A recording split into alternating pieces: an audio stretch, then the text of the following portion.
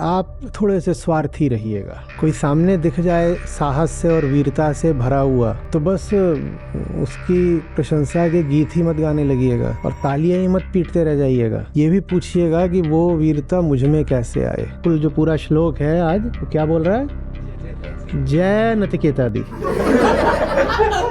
बढ़े आगे। अरे जय तो हो गई, तुम ही के तुम रह गए ना। नचिकेता इसलिए नहीं है कि तुम नचिकेता को देखो और बस ऐसे मेस्मराइज्ड, चकित, वो भी अच्छा है, पर नचिकेता आईना है और नचिकेता थप्पड़ है। आईना ही थप्पड़। एक लड़का कहाँ खड़ा हो गया और हम कहाँ लौट रहे हैं। क्या तुम और नचिकेता एक समान हो? क्या बहाने बनाओगे तुम नचिकेता जैसों से दूर रहने के? मुझे परिवेश नहीं मिला, मुझे सही बाप नहीं मिला, मुझे सही माँ नहीं मिली। सही माँ मिली तो मुझे सही सौतेली माँ नहीं मिली। कितनी धूर्तता करनी है। अंतर न जमीन में है ना आसमान में। जमीन भी तुम दोनों की एक है, दोनों इसी जमीन से निकले हो, दोनों मिट्टी हो। आसमान भी तुम दोनों का एक है। और बीच में क्या होता है?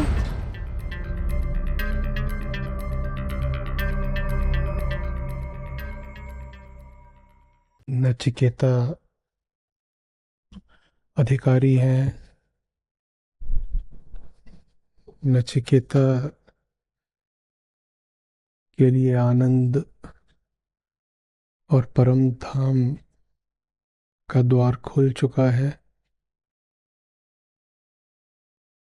ये बातें बहुत अच्छी हैं, पर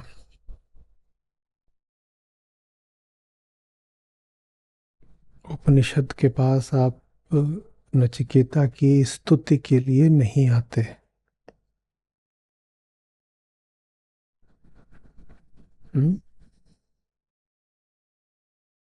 हम नचिकेता की प्रशंसा कर सकते हैं और नचिकेता निश्चित ही प्रशंसा के योग्य भी हैं। वो हमने स्वीकारा, बिल्कुल।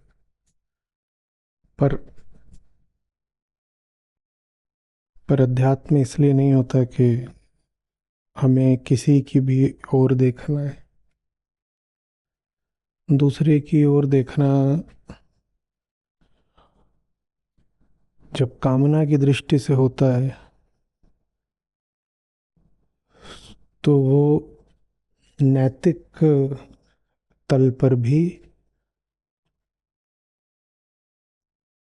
आसान हो जाता है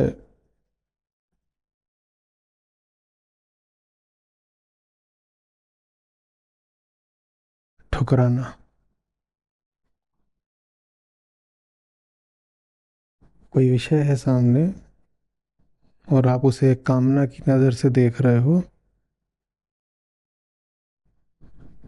ये ठीक नहीं है। ये बात तो नैतिकता भी बोल देगी।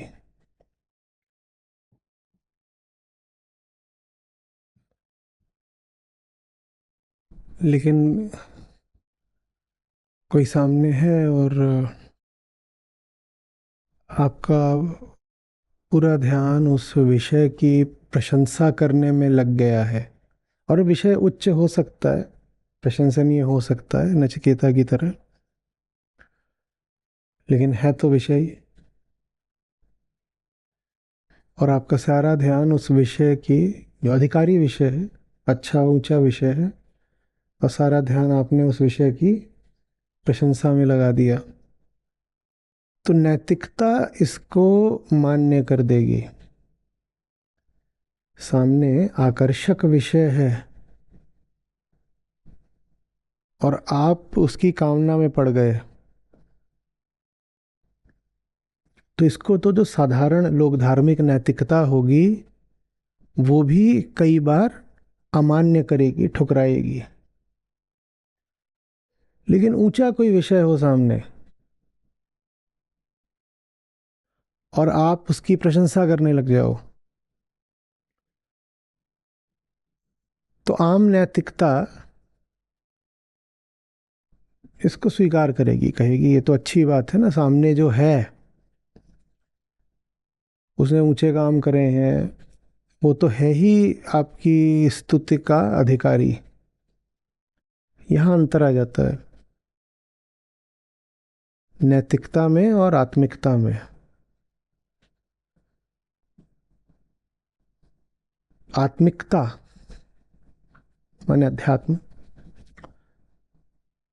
आपसे कहेगा कि वो विषय है, तुम उसको कामना की दृष्टि से देख रहे थे, तो भी नतीजा क्या निकला? तुमने खुद को नहीं देखा। और वो विषय है, तुमने उसको प्रशंसा की दृष्टि से भी देख लिया, पूज लिया, उसी में डूब गए, तो भी नतीजा क्या निकला? तुमने खुद को नहीं देखा। तो दोनों ही मामलों में माया तो मुस्कुरा ही रही है ना।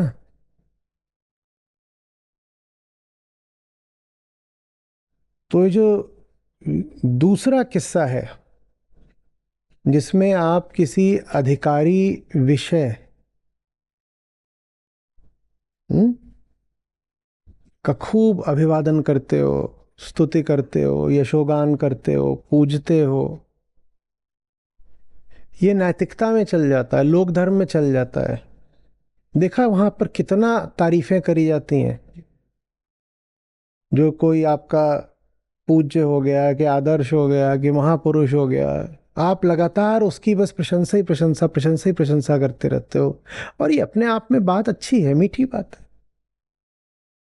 कोई है प्रशंसा का अधिकारी, उसकी आपने प्रशंसा कर दी, कोई अपराध तो नहीं हो गया। लेकिन हमने कहा माया मुस्कुराती है, क्यों? क्योंकि उसकी खूबसूरती या ऊंचाई को देखने में आप खुद को तो भूल ही गए ना। महाराज महान है, महाराज महान है, महाराज महान है, और हो सकता है आपने बात बिल्कुल ठीक बोली हो कि महाराज महान है। हम नहीं कह रहे कि अनिवार्य रूप से जिनको भी आपने महान बोला है वो सब निंदनीय हैं, अस्वीकृत हैं या क्षुद्र हैं। हम नहीं कह रहे, हो सकता है उनमें से कुछ वास्तव में महान हो सकता है। पर अध्यात्म माने क्या? उसकी तारीफ करना या स्वयं को जानना? और इतना उसकी तारीफ में गुम हो गए, सामने जो है उसके सौंदर्य, उसकी आभा, उसके तेज से ऐसे तुम्हारी आंखें चुंधिया गईं कि खुद को देख ही नहीं रही और आगे चलकर देखने लायक ही नहीं बची खुद को। तो ये तो बड़ी गड़बड़ हो गई ना। तो माया मुस्कुराती है, माया मुस्कुराती है। आज जो आपके सामने श्लोक है, बहुत आसान होता है कि मैं कहता कि इस श्लोक में ज्यादा कुछ नहीं है, बस नचिकेता का गुणगान है। तो एक और ले लेते हैं, आज एक नहीं 2 श्लोक ले लेंगे। पर नहीं, कोई बहुत महत्वपूर्ण बात है जो अभी यहाँ समझनी बाकी है। रस, मूल्य, सीख गहरी है आज के श्लोक में। तो श्लोक अधिकारी है कि उसको समय दिया जाए।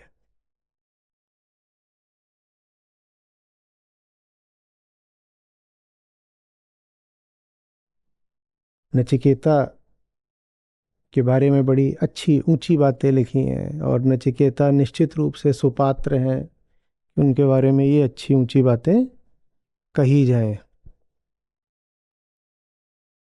पर आप थोड़े से स्वार्थी रहिएगा। क्या रहिएगा? स्वार्थी।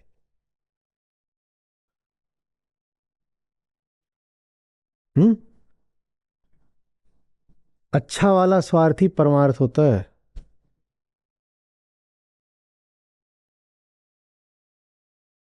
अच्छा वाला स्वार्थी परमार्थ होता है। कोई सामने दिख जाए साहस से और वीरता से भरा हुआ,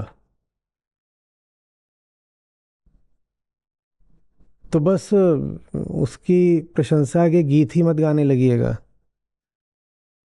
और तालियां ही मत पीटते रह जाइएगा। ये भी पूछिएगा कि वो वीरता मुझ में कैसे आए। मैं इस स्वार्थ की बात कर रहा हूं। नहीं तो बिल्कुल हो सकता है कि आप कहें कि मैं तो इनकी चरण धूलि माथे पर लगाने को तैयार हूं। मेरे माथा छोड़ो, मैं इनकी चरण रज बन जाने को तैयार हूं। आहा हा, देखो देखो, क्या वीरता है, क्या निर्भयता है। आंखें कहाँ जाकर बैठ गई? सामने कोई है, और सामने जो हो सकता है बहुत सुपात्र हो, बिल्कुल हो सकता है, पर आंखें उस पर जाकर बैठ गई हैं। माया मुस्कुराएगी, क्योंकि ले देकर वही हुआ है जो होना नहीं चाहिए। क्या नहीं होना चाहिए? आंखें स्वयं पर से हटनी नहीं चाहिए। सामने कोई है, साहसी है, वीर है, अच्छा है, ऊंचा है, निसंदेह उसकी प्रशंसा करो। पर उस प्रशंसा के साथ एक प्रश्न भी तो उठना चाहिए ना, क्या? कि वो वहां युद्ध में है, मैदान में है, खून बहा रहा है, जीवट दिखा रहा है, लड़ रहा है, तारीफ के काबिल है निश्चित रूप से। और मैं क्या कर रहा हूं? बाहर खड़ा होकर ताली बजा रहा हूं। शत शत नमन। मेरा यही काम है, मेरा यही काम है। पर ये नहीं उठेगा, क्योंकि वो जो भीतर है उसका तेज ऐसा है, सौंदर्य ऐसा है कि उसने आंखें पकड़ ली आपकी।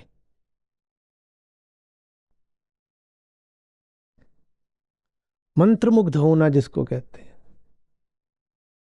जैसे किसी ने जादू कर दिया हो। और जादू तो होता है, सच में जादू तो होता ही है। जादू माने जो हो नहीं सकता पर हो जाए, उसी को तो हम जादू कहते हैं ना, कि ये तो असंभव था, ये हुआ कैसे? अहंकार के देखे निर्भयता क्या है? असंभव। तो आप किसी को अगर देख लें निर्भय, तो जादू ही हुआ है।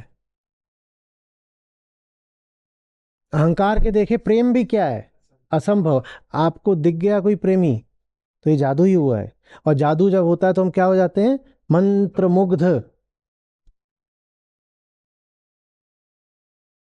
वशीभूत हो गए, खो गए ऐसे। प्यारी बात है, अच्छी बात है। इसका मतलब यह है कि आपने माना तो कि कुछ बहुत दिव्य, अनूठा, अपूर्व, अनुपम आपको दिखा है। ये आपने माना, तभी ऐसे हो गए हो कि ये क्या है, वाह। लेकिन माया फिर भी मुस्कुराएगी, क्योंकि भले ही आप खो गए हैं, भले ही आपने मान लिया है कि सामने कुछ अद्भुत है, पर सामने वाले का अद्भुत देख करके आपको अपनी अपूर्वता की, अपनी असलियत की याद तो अभी भी नहीं आई ना। याद आई नहीं। और माया, माया यारी पागल, जो वहां तुझे सामने दिखाई दे रहा है वो तो तेरी भी संभावना है। और तू कैसा निठल्ला है कि जो चीज तेरे हृदय की है वो तुझे अब जब आंखों के सामने भी दिख गई, तो भी तुझे ध्यान नहीं आ रहा कि वो चीज तो तेरे लिए भी संभव है। तू ताली बजा रहा है, तुझे रो पड़ना चाहिए था। तुझे पूछना चाहिए था कि जो वहां हो रहा है वो यहां भी हो सकता था, मेरे साथ क्यों नहीं हुआ?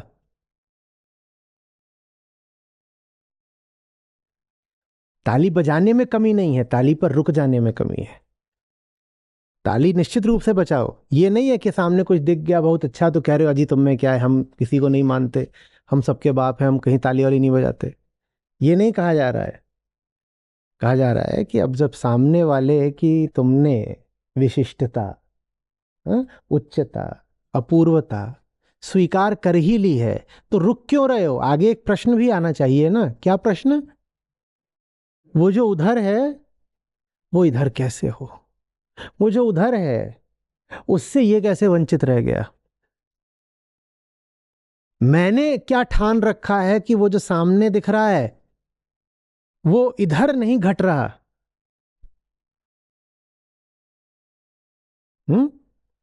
एक सुंदरतम घटना सामने है,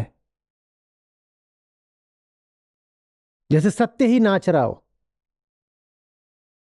तो वो घटना मैं कौन सा पाप पकड़ के बैठा हूं कि इधर नहीं घट रही। दुख उठना चाहिए, ईर्ष्या नहीं कहा, ईर्ष्या नहीं, दुख।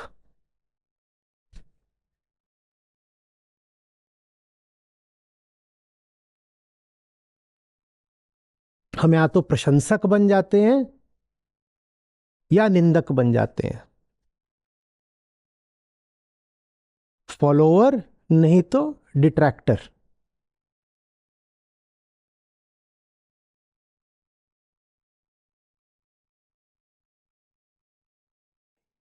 या तो हम में विस्मय उठता है नहीं तो ईर्ष्या उठती है, ऑ, एनवी। जो उठना चाहिए लेकिन वो नहीं उठता, क्या प्रश्न। इतना कुछ बहुत सुंदर मेरे सामने है, वो मेरे भीतर क्यों नहीं। और अगर मुझे सचमुच वो सुंदर लग रहा है तो मुझसे दूर क्यों है।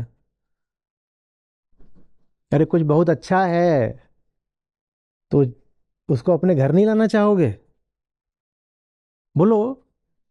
हम्म। तो जो उधर दिख रहा है वो इधर क्यों नहीं।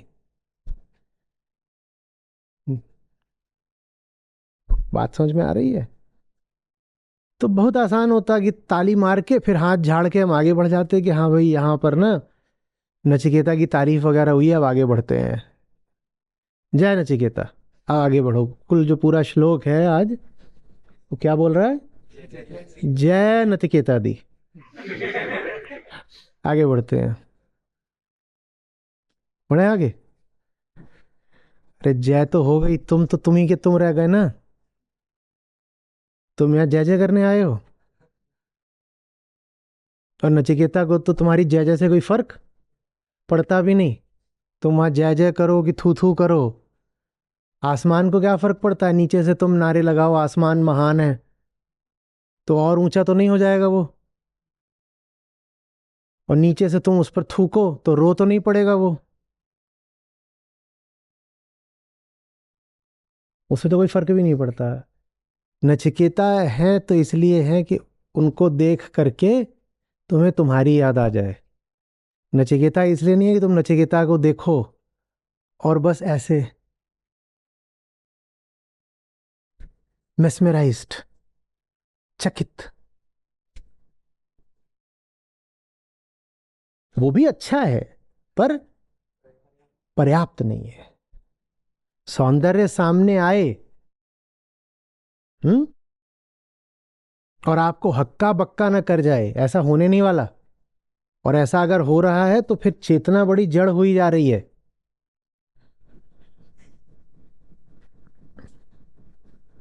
समझ में आ रही है बात। वो जो पुरानी कहानियां है ना कि किसी ने कहा कि मुझे फलाने देवता के दर्शन करने हैं, तो कहा नहीं, मत करो मत करो मत करो। वो जिद कर ली नहीं करने ही है, तो देवता प्रकट हो गए, तो जिसने जिद करी थी वो अंधा ही हो गया। वो बात वही है, इशारा उधर को ही है। बाद में लोक धर्म ने उन कहानियों को शाब्दिक लिटरल अर्थ में लेके उनको बिल्कुल गुड़गोबर कर दिया, पर उसका अर्थ यही है कि सत्य सामने आए और आपकी आंखें ना चुंधियाएं, ये हो नहीं सकता।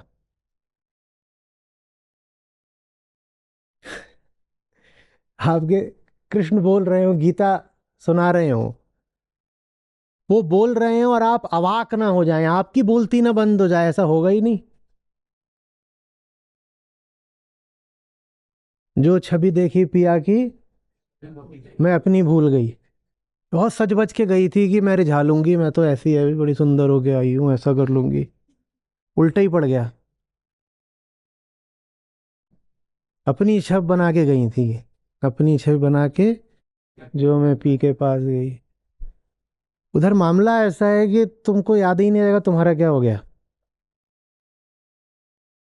तो हम अकड़ने को नहीं कह रहे हैं, गलत मत समझ लेना कि अकड़ के रहेंगे। अजी हाँ, हम किसी की तारीफ वारीफ नहीं करते। हम क्यों तुम्हारी तारीफ करें, तुम हमारी तारीफ करो।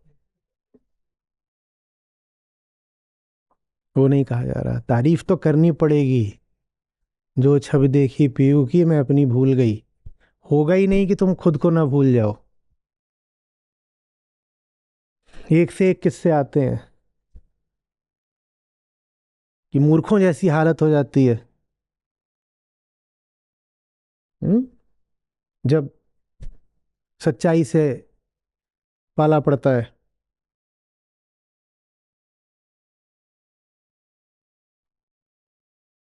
वहां तक हमने ठीक किया भी है। हमने आज शुरू में ही कहा कि उस चीज को मान्यता तो नैतिकता भी देती है। वहां तक हमने ठीक किया है, पर हमने उसके आगे ठीक नहीं किया है। मैं बार बार कहता हूं, इसने भारत को बहुत नुकसान दिया। इसमें अपने आप में कोई बुराई नहीं है, इस पर रुक जाने में बुराई है।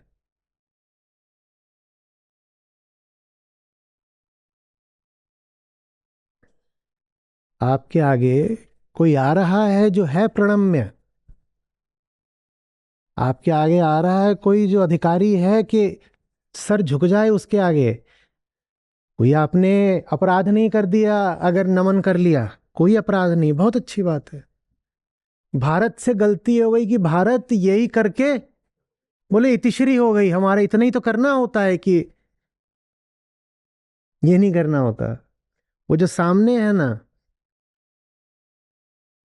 वो जैसा है वैसा इसलिए है ताकि तुम भी वैसे हो जाओ, उसकी नकल में वैसे नहीं। वो भी क्या हो गया है, वो शून्य हो गया, वो मिट गया है।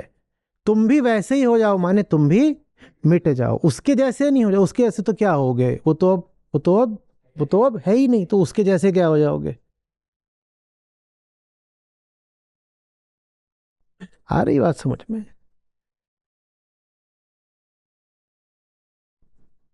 ये सब नहीं करना है जो हमारे यहाँ पर संस्कृति बन गई। अरे बड़े लोगों की बड़ी बातें। हाँ, वो बड़े लोग हैं और उनकी बड़ी बातें हैं, पर तुम में दुख उठना चाहिए कि अगर बड़ी बातें हैं, ऊंची बातें, अच्छी बातें हैं, तो मैं अभागा इनसे इतना अछूता क्यों हूं। अपमान लगना चाहिए।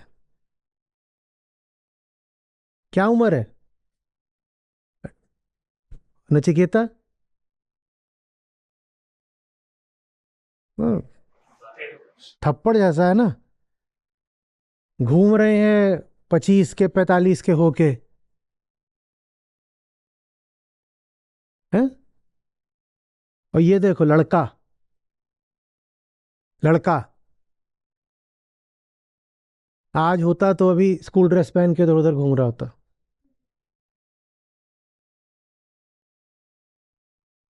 और सत्य के सामने खड़ा है, और सत्य माने अहम की मृत्यु। यमराज उसी का द्योतक है।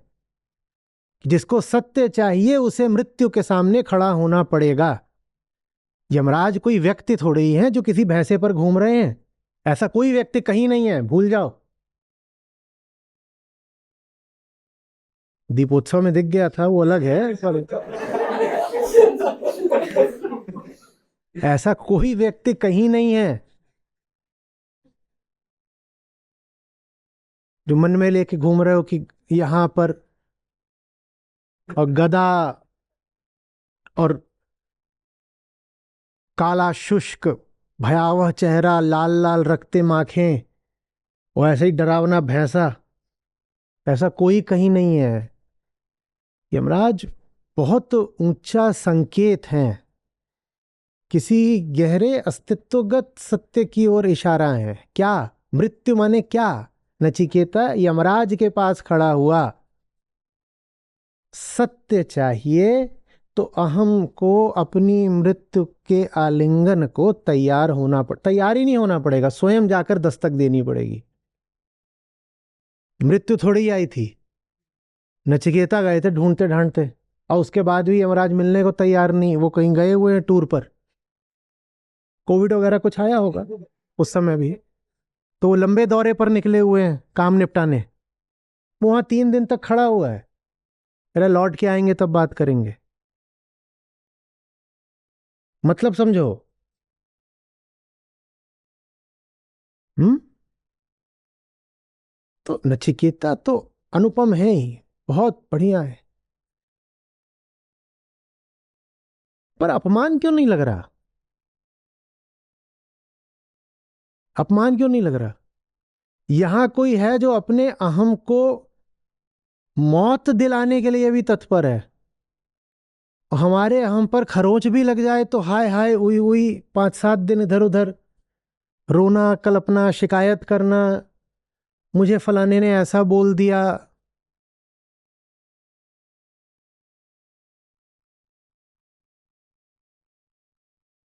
छोटी छोटी बातों का तो बड़ा अपमान लग जाता है, इतने बड़े अपमान से कोई चोट नहीं लग रही। यही समस्या रहती है, जिन लोगों को छोटी छोटी बातों में अपमान लग जाता है वो अपना बहुत बड़ा अपमान करवा लेते हैं, क्योंकि उन्हें अपने बड़े अपमान का पता ही नहीं लगता। कोई आकर के आपको जरा सा नीचा दिखा के दे, देखा है कैसे भड़कते हो, एकदम तिल मिला गए, "हैं, ऐसा बोल दिया, वैसा कर दिया"। अब नचिकेता का क्या करना है, बोलो बोलो, लड़का, अब बोलो। यहाँ तो 40-50-60 वाले भी बैठे हुए हैं, बंधुओं, क्या विचार है? हैं? अभी यही आपके घर में हो तो उसको क्या बोलेंगे, चल चल बाप मत बता। ये देखो, अपमान लगना चाहिए, ईर्ष्या वाला नहीं, आत्मज्ञान वाला। मैंने क्या पकड़ रखा है जो मैं ही वंचित रह गया? अस्तित्व की तो कोई इच्छा रही नहीं होगी। हम्म। कि मुझी से नाइंसाफी करे, अन्याय यदि हुआ है तो मैंने ही करा है अपने साथ।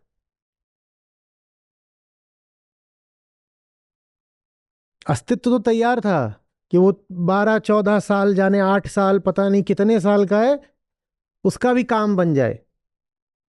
उधर हमने अष्टावक्र गीता पकड़ रखी है, वहां अष्टावक्र बैठे हैं, वो कितने साल के हैं। अब क्या करना है मित्र, इधर नचिकेता उधर अष्टावक्र, एक टीन एक प्री टीन, एक के हल्की हल्की मूछें अभी आनी शुरू हो रही होंगी, एक तो बिल्कुल अभी बच्चे ही नुमा बालक। करना क्या है इनका? नहीं, मुनि अष्टावक्र की जय हो।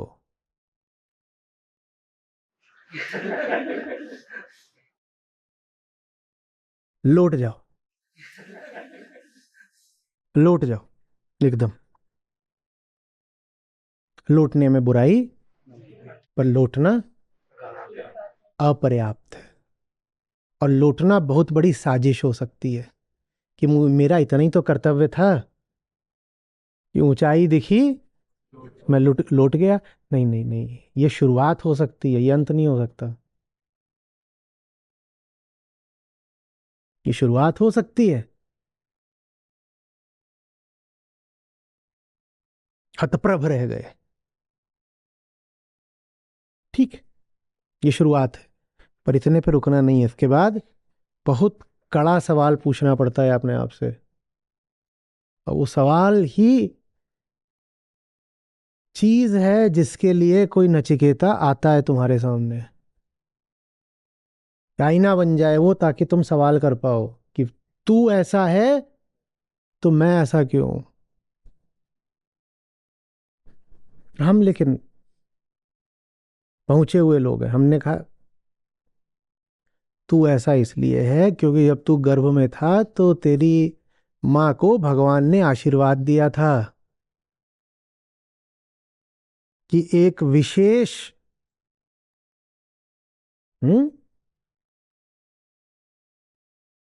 चक्रवर्ती पैदा होगा। मेरी मां को दिया नहीं था, तो मैं ऐसा हूं तो गलती मेरी मां की है। ठीक से भक्ति नहीं करी ना उसने, तो उसको भगवान ने आशीर्वाद नहीं दिया। तेरी मां ने बहुत भक्ति करी, तो इसलिए जब तू पैदा ही नहीं हुआ था तभी से तय कर दिया था कि तू विशेष प्रतिभा लेकर पैदा होगा। और मेरे पास तो ऐसी प्रतिभा है नहीं, तो मेरी क्या गलती है। आपने देखा है, कोई थोड़ा सा भी आध्यात्मिक क्षेत्र में प्रसिद्ध हो जाए तो हम क्या करते हैं, हम तुरंत उसके बचपन के साथ कहानियां जोड़नी शुरू कर देते हैं, तुरंत। और बचपन से जीना भरे तो फिर उसके पिछले जन्म के साथ, कि वो इसी जन्म में महान नहीं थे, कैरी ओवर था। वो पिछले जन्म से ही और पिछले से पिछले जन्म से भी महान थे। तो इसीलिए बेटा don't try to match him.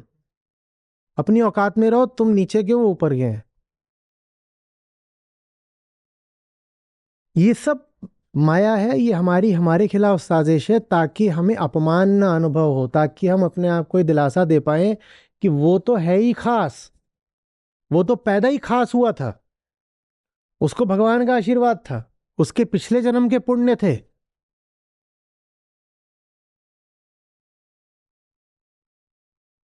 Nachiketa का क्या है, नचिकेता के तो जो पिता ही थे वाजश्रवा, सब इतने बड़े ऋषि हैं, घर में सब मंत्रोच्चारण वगैरह होता था, तो नचिकेता को तो पहले से ही सब ज्ञान था, तो इसलिए नचिकेता इतने काम कर पाए। अब मेरा तो कुछ नहीं है, मेरे बाप की तेल की दुकान है, तो मेरा क्या हो सकता है। मैं तो बचपन से यही चलता था, ये सरसों का इधर है, तिल का उधर है, यही चलता था, तो इसीलिए मैं अज्ञानी हूं। बाकी तो और मेरा कुछ हो भी नहीं सकता। मैं ये जरूर कर सकता हूं कि नचिकेता को शत शत नमन।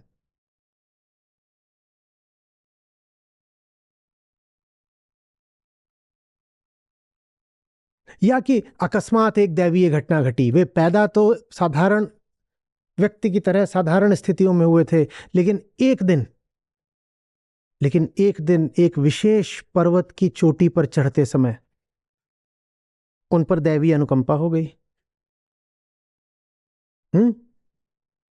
उनके सामने एक कुत्ता आया और एक बंदर आया, और उनको समझ में ही नहीं आया कि कुत्ता कुत्ता है कि बंदर है, कि बंदर बंदर है, कि कुत्ता है कि कुत्ता है, कि बंदर है, कि दोनों मैं हूं।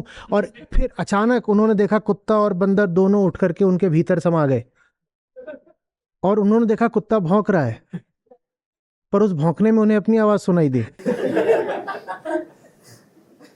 ले हो गया। माने कुछ उधर विशेष घटा जो मेरे साथ नहीं घटा, इसलिए मेरा कोई दोष नहीं है। देखिए उधर कुछ मामला अलग है। हमारा बस चलता तो हम उनकी प्रजाति अलग घोषित कर देते। हम कहते हैं महापुरुषों की अलग प्रजाति है ना, कुछ कुछ भी नाम दे देते, mega sapiens, Maxo sapiens, giga sapiens, हाँ, हाइपर सेपियंस, कुछ की देखो, वो तो प्रजाति अलग है, तो उसमें महान लोग पैदा होते हैं, तो ये उनकी बात है भाई। हम पर क्यों दायित्व तो डाल रहे हो महानता का। हम तो होमो हैं।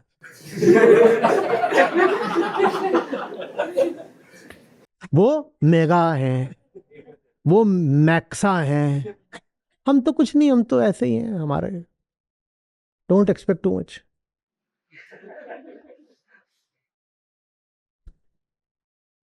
बल्कि हम अपने लिए भी एक अलग प्रजाति बना देते, गोलू सेपियंस, जुन्नू सेपियंस। उनका क्या नाम दे देते, वो मेगा सेपियंस हैं और हम गोलू सेपियंस हैं। अब तो कोई जिम्मेदारी बची ही नहीं। प्यार दूरियां बर्दाश्त नहीं करता, इतना तो साधारण प्यार में भी जानते हो कि नहीं जानते हो। बोलो हाँ या ना। हाँ, तो सामने तुम्हें दिख गया है वो जो ऊंचे से ऊंचे प्यार का अधिकारी है,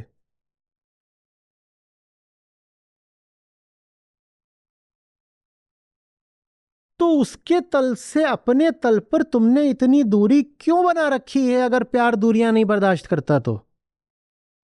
वो इस तल पर बैठा है चेतना के, तुम यहां बैठे हो और कह रहे हो क्या है? प्यार है। पर प्यार तो दूरी, तो तुम ये दूरी मिटा क्यों नहीं रहे? अ, आचार्य जी झूठा इल्जाम मत लगाइए, हम दूरी मिटा रहे हैं ऐसे। खींच खींच के बच्चों की नाक में दम कर दिया है। जब तक उसे अपने तल पर नहीं गिरा लेते हम मानते ही नहीं है। कृष्ण को वो बना दिया कि जिसको ले जा रहे हैं कि इनको अभी दस्त लग गया है। अभी कोई रील में दिखा रहा था, वो एक लेके घूम रही है और कह रही है ये मेरे हैं और इनको दस्त लग गया है, और डॉक्टर कह रहा है सचमुच इन्हें बहुत दस्त लग रहा है, इन्हें तो ड्रिप भी लगनी चाहिए, उनको ड्रिप लगी हुई है। तो दूरी नहीं बनानी है। प्यार माने अपनापन, और हमारे लिए अपने मन का मतलब है कि अपने आराध्य को भी अपने जैसा बना लो। वारे अपनापन, वारे अपनापन। अपनापन माने मैं यहां हूं, झुन्नू धनिया वो यहां है, अपनापन है ना। आचार्य जी ने तो कहा था प्यार दूरी नहीं बर्दाश्त करता, अपनापन। अपनापन तो अपने जैसा बना लूंगा। ये पिटाई नहीं होनी चाहिए। पिटाई नहीं होनी चाहिए।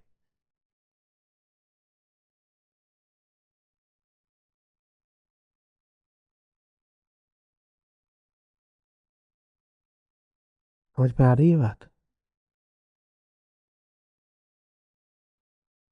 नचिकेता आईना है और नचिकेता थप्पड़ है। आईना ही थप्पड़ है। एक लड़का कहाँ खड़ा हो गया और हम कहाँ लौट रहे हैं।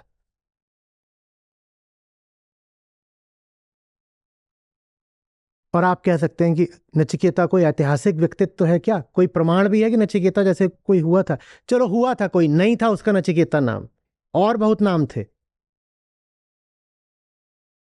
यतीन्द्रनाथ नाम था, अब ये तो नहीं है। उनकी भी उम्र यहां पर जो लोग बैठे हैं 3/4 लोगों से कम उम्र थी। दे दी जान ना। जोना फार्क तो काल्पनिक नहीं है ना। आप यहां बैठे हो, आप में से 95% लोगों से, शायद 100% लोगों से कम उम्र थी उस लड़की की। वो भी जाके खड़ी हो गई मौत के सामने। तो ये बहाना भी मत बनाना कि भाई उपनिषद के पात्र हैं, इनकी कोई ऐतिहासिकता तो पता नहीं, और वैसे भी इसमें यमराज वगैरह की बात हो रही, आप ही कह रहे हैं कि यमराज कोई व्यक्ति नहीं है, तो फिर नचिकेता भी कैसे पता कि कोई है? नचिकेता नहीं है, पर हजार और उदाहरण भी तो हैं। भगत सिंह भी नहीं है क्या?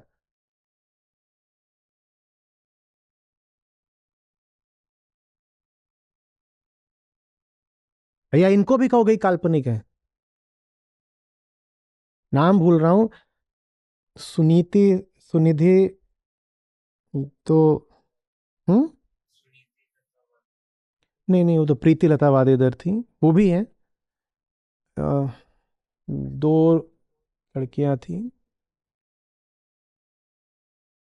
यही उम्र रही थी, कोई 16 18 20 22 ऐसी ही थी। और उस समय का भारत, बंगाल। और ये जितने थे जिन्होंने उनको पकड़वाया था और फिर फांसी दिलवाई थी, इन लड़कियों ने एक एक को घेर घेर के गिराया। दोनों खुद भी मारी गईं। ये भी काल्पनिक है। तो क्या करना है? बस उनका बुत लगा देना है, प्रतिमा, और जाकर वहां फूल चढ़ाने हैं, या कुछ अपमान भी कभी लगेगा? बोलो।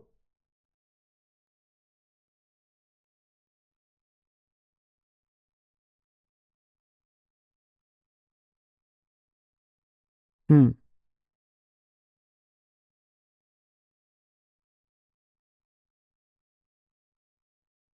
कुछ बुरा लगेगा कभी?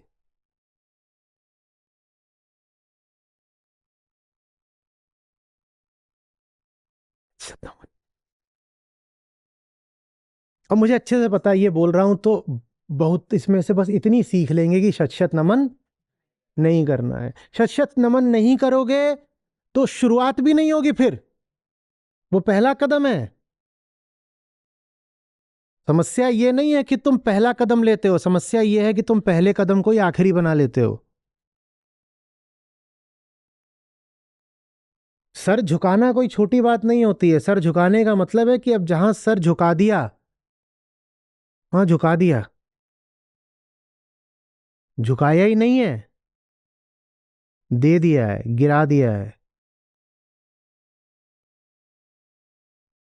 अब ये नहीं कर सकते कि वो गुजर रहा था, सर झुका दिया और उसके बाद अपना सर लेकर चले भी गए। झुकाना माने समर्पित करना, ये सर वहां दे दिया। अब ये सर वापस नहीं ले जा सकते अपनी पुरानी जिंदगी में। पुरानी जिंदगी को पुरानी ही तरह से अब नहीं चला सकते। एक बार सर झुक गया माने अब जिंदगी बदल गई। ये नहीं कर सकते कि सर भी झुका है और जिंदगी पहले की तरह ही चला रहे हैं। सर झुकाना बहुत बड़ी जिम्मेदारी होती है भाई, वरना पाखंड है सबसे बड़ा। क्या नमस्ते, नमन, प्रणाम, पाई लागू, बहुत बड़ा पाखंड है। क्या खासियत है नचिकेता की? जो सुना है उसको जीते हैं। ये है नचिकेता की ऊंचाई, अधिकार, जिसके कारण वो आनंद में है और परम पद पर आसीत है। जो सुना है उसको जीते हैं। धर्म धर्मयुक्त उपदेश को सविवेक सुना, उसे पूरी तरह से संपरिग्रह्य, उसे पूरे तरीके से भीतर उतर जाने दिया। पूरे तरीके से मतलब इतना उतर जाने दिया कि भीतर कुछ और न बचे। भीतर अगर ये थी खाली जगह, तो उस खाली जगह में कुछ और छोड़ा नहीं, सारी जगह अर्पित कर दी उसको जो सुना। उसको पूरे तरीके से भीतर उतार दिया, आत्मसात कर लिया। बस यही यही है नचिकेताओं की विशिष्टता। वो कुछ बचा कर नहीं रखते अपना। वो कहते हैं यार देखो, अगर मेरे भीतर जो है वो बचाने लायक ही है तो मुझे फिर पूरी तरह उसको समर्पित हो जाने दो। बचाने लायक क्या है? सत्य।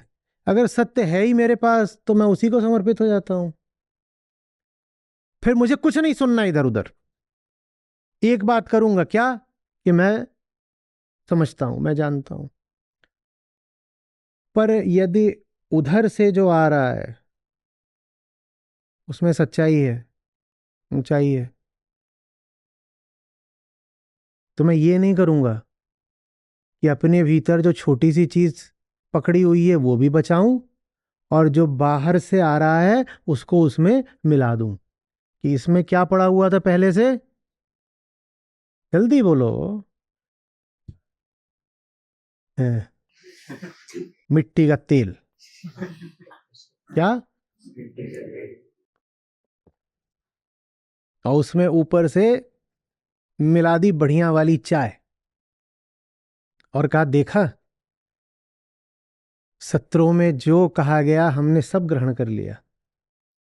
नहीं, सब ग्रहण करने, संपरिगृह्य, सब ग्रहण करने का मतलब है जो तुम्हारे पास था पहले उसको छोड़ा। इसमें चाय डालने से पहले इसमें जो कुछ था उसको बाहर निकाला कि नहीं निकाला? या मिट्टी के तेल में चाय मिला मारी और फिर कह रहे हो ये सत्रों से बदबू सी आती है। मिट्टी के तेल में तुम खुशबूदार बढ़िया वाली दार्जिलिंग पत्ती की चाय भी मिलाओगे तो बदबू तो मारेगी ना। और इल्जाम किस पर आ रहा है? चाय पर, कि ये अभी पता नहीं क्या था, हमने तो पूरा ग्रहण करा। बदबू कहां से आ रही है? बदबू तुम्हारी मिलावट से आ रही है। और खुद को नैतिक संबल देने के लिए तुमने ये भी नहीं करा कि जो बाहर से आ रहा है उसको फिर बाहर ही रहने दो। चाहे तुमने बाहर ही रहने दी होती तो भी वो खुशबू दे रही होती। आदमी हो तुम कुटिल,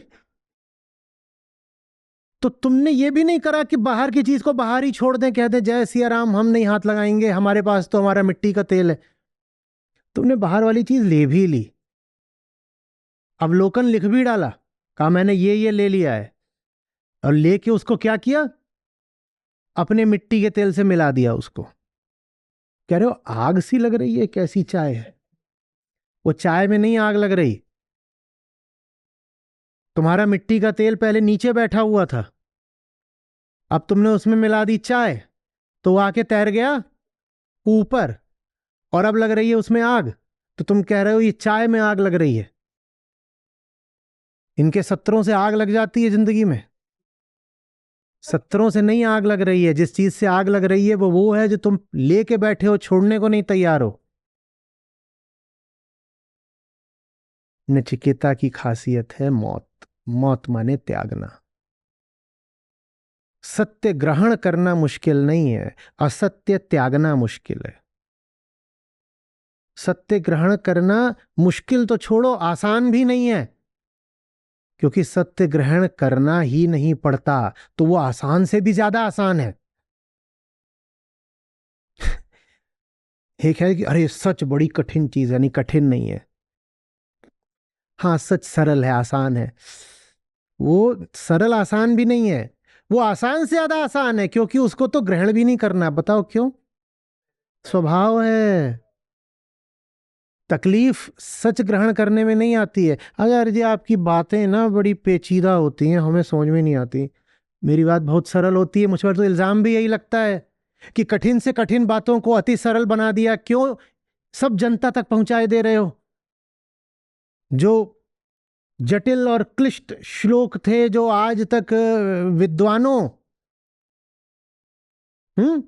की बपौती रहे थे, विशेषाधिकार रहा था, मोनोपोली रही थी विशेष अभिजात्य और विद्वान वर्गों की, जिन पर क्यों एक एक आदमी तक, और बल्कि कॉलेजी लड़के लड़कियों तक भी कैसे सच जटिल होता, तो तुम लोगों तक कैसे पहुंच जाता?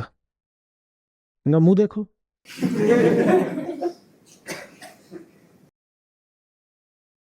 पर मस्त बैठे नहीं, मस्त बैठे, मजा भी आ रहा है, कोई कमी तो नहीं मजे में। ये देखो,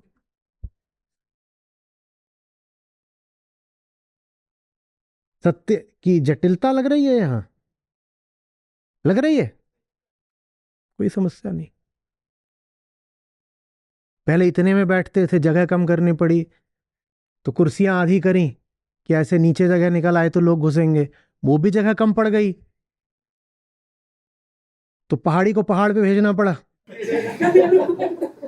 कभी यहां उसका घोंसला था, और एक पीछे बैठा है, वो आता है बार बार इसको देखता है, कहता है यहां मैं, घर था मेरा ये। कहाँ है वो? हाथ उठाओ, ये देखो। ये सत्य की जटिलता की निशानी तो नहीं ना, कि आ रहे हो, बैठ रहे हो, सुन रहे हो, और बात आगे बढ़ती ही जा रही है, फैलती जा रही है। जटिल चीजें ऐसे फैलती हैं, तो सत्य में जटिलता नहीं है।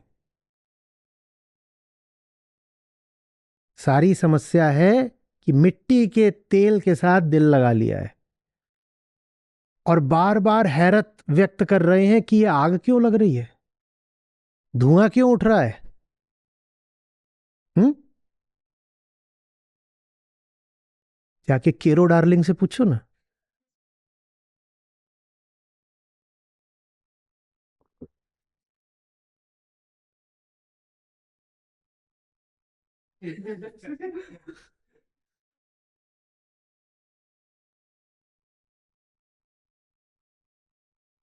ये जिसने नहीं करा वो नचिकेता हो गया। नचिकेता कुछ विशिष्ट नहीं करते, जो हम करते हैं नचिकेता वो करने से बच गए। हम क्या करते हैं? और मैं कह रहा हूं कि मिलावट की जरूरत नहीं है, आपको मिट्टी के तेल से इतना इश्क है और उस पर इतना भरोसा है कि उसको छोड़ना नहीं चाहते, तो वही रह के रखो ना, उसी को घोषित कर दो अमृत और वही पियो दिन रात। पर तुम अच्छे से जानते हो उस मिट्टी के तेल की औकात, अच्छे से जानते हो ना, तो इसलिए फिर तुम आते हो दैवी ये चाय लेने, जेन वाली चाय, स्पिरिचुअल टी।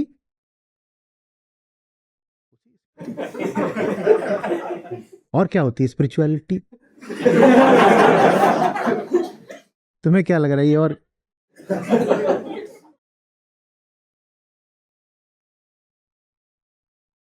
अब अगर ये तुम लेने ही आए हो स्पिरिचुअलिटी, तो मिट्टी का तेल हटा दो ना। फिर तुम तरह तरह के ढकोसले करते हो, नहीं नहीं आचार्य जी, मिट भी तो टी होती है ना।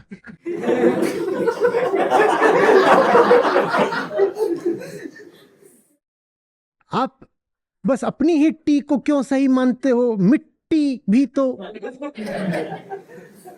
ये जो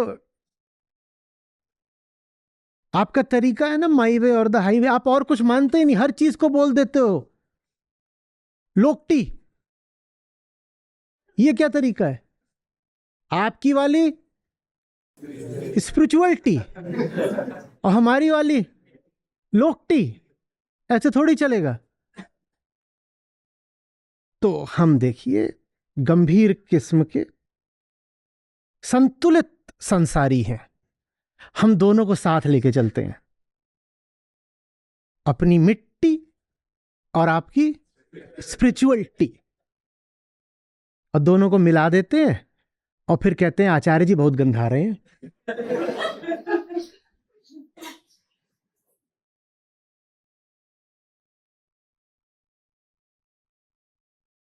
नचिकेता ने यही नहीं करा है और इसीलिए वंदनीय है। मौत के सामने खड़ा होना माने सब छोड़ने को तैयार हो जाना। मौत कुछ साथ ले जाने देती है? मौत का यही मतलब होता है, सब छोड़ने को तैयार खड़े। यमराज माने मुझे कुछ बचाकर नहीं रखना, सत्य चाहिए, उसके एवज में सब छोड़ना पड़े खुशी खुशी। नहीं आचार्य जी, मैं आपकी बातों से ऑलमोस्ट 93.7% एग्री करता हूं, बट मतलब 5, 6, 7% तो मतलब हम भी तो कुछ हैं। ऐसा थोड़ी है कि एक ही आदमी की सारी बातें सही होंगी। एक और तो आप कहते हैं कि अध्यात्म का लोकतंत्र, कि जन जन तक गीता पहुंचनी चाहिए, कि जैसे वोट पर सबका अधिकार है वैसे ही सत्य पर सबका अधिकार है, एक एक आदमी तक ऊंची से ऊंची बात पहुंचाएंगे। एक और तो आप ये कहते हो, अच्छा लगता है, लोकतांत्रिक बात कर रहे हो, और दूसरी ओर आप फिर बिल्कुल तानाशाही वाली, आप एब्सोल्यूटिस्ट ऑथोरिटेरियन बात करना शुरू कर देते हो कि 100% स्पिरिचुअलिटी ही पीनी पड़ेगी। अरे 5% हम अपना भी तो कुछ, थोड़ी हमारी भी सुनिए, ऐसे थोड़ी है। सुकरात ने वो डायलेक्टिक मेथड दिया था ना, उसका क्या मतलब था? कुछ हम कहें कुछ तुम कहो। आप तो खुद ही बोले जा रहे हो हमारी तो सुन ही नहीं रहे। मुझे नहीं सुननी है तुम्हारी, तुम अपनी सुन लो, तुम अपनी सुन लो, उसके बाद तुम्हारा ही अपनी सुनने का मन ना करे। मैं स्वागत कर रहा हूं, मुझे अपनी सुना दीजिए जो भी आपकी है, पर उससे पहले एक प्रश्न है, क्या आपने स्वयं अपनी सुनी है? आप अपनी बात ना खुद सुन लिया करिए। जो कुछ भी आप कहना चाह रहे हो, लिखना चाह रहे हो, वो मुझे कहने या पढ़ाने से पहले खुद सुन लो, खुद पढ़ लो, और उसके बाद भी ईमानदारी से लगे कि ये कुछ है कहने सुनाने लायक, तो मेरे पास भी ले आना।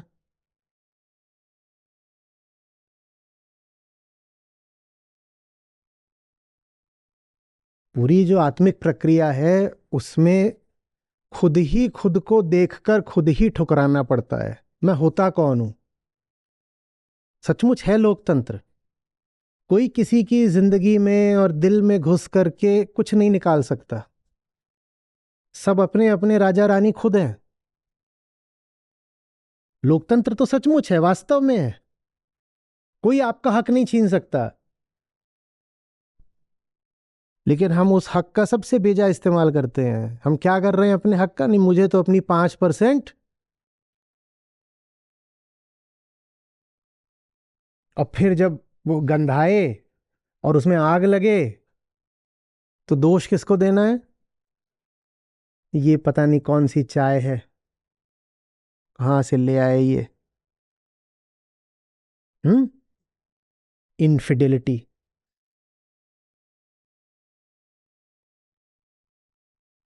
क्यों? ये पता हमें नहीं चाहिए। इनकी इन्हीं की चाय खराब है सबसे।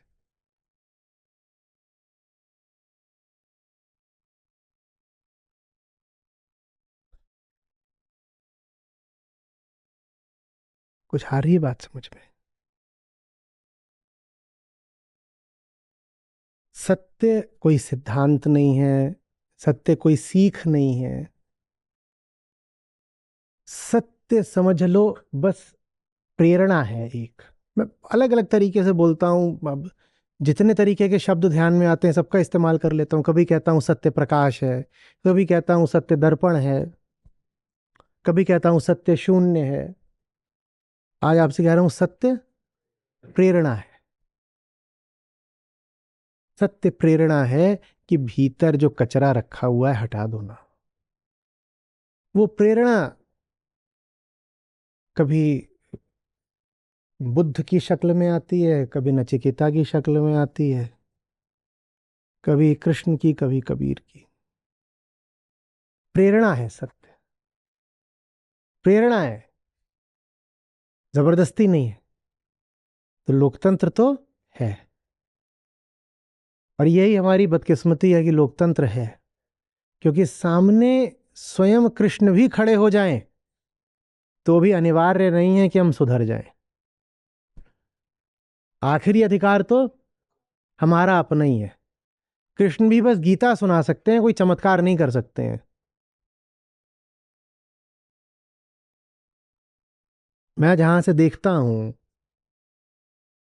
कितनी ही बार बड़ा भाव सा उठता है श्री कृष्ण की बेबसी को देखकर। उस तरफ खड़े हैं और ज्यादा योद्धा, पांडवों से ड्योढ़ी सेना है कौरवों की, और उधर तो कोई सुनने को राजी है ही नहीं, एक भी प्यादा भी नहीं। और एक से एक पढ़े लिखे विद्वान, अनुभवी, गुणी, ज्ञानी उधर भी खड़े हुए हैं। गुरुजन तो सारे उधर ही थे। सोचो, सोचो, सोचो, सत्य की विवशता देखो। कोई सुनने को तैयार नहीं है, कोई सुनने को तैयार नहीं है। अब इस तरफ की देखो, तो इधर तो स्वयं धर्मराज खड़े हैं। नहीं सुनेंगे, नहीं सुनेंगे। ले देकर एक बेचारा अर्जुन पकड़ में आया है कि तू ही सुन ले, और वो भी पूरी जान लगाए हुए छटपटा रहा है कि मुझे छोड़ दो, मुझे छोड़ दो। हर अध्याय के बाद वो उसको मुश्किल से पकड़ रहे हैं कि कर ले रजिस्टर। वो भागने को तैयार बैठा है।